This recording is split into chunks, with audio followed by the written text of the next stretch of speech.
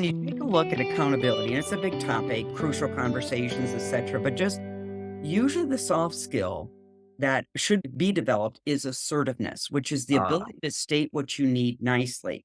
Now, here's what can happen. Stephen, I don't know about you. I know you. You're somebody that is coached, but I bet you've had time when people give you feedback and you kind of get this emotional reaction. And then what we do is we get defensive, or even if we don't say anything, maybe our facial expression changes. 100%. Yeah. Imagine for a manager when they're stating what they need nicely and they do it the right way. Here's the observable behavior, here's the impact, or they're just having the truth telling conversation. A salesperson might push back, and that emotionally charges the manager.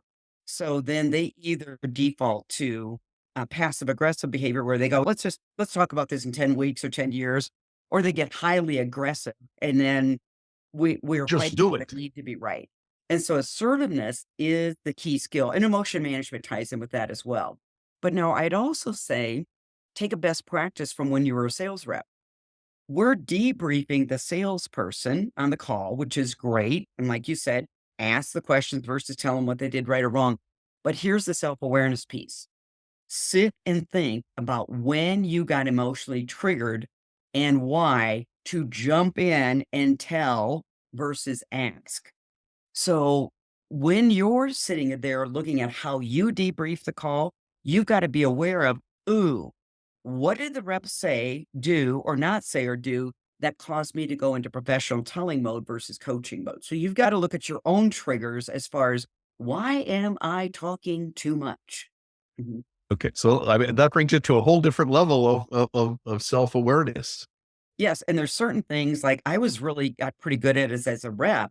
If a prospect would say something that would get me to start moving into a verbal vomit.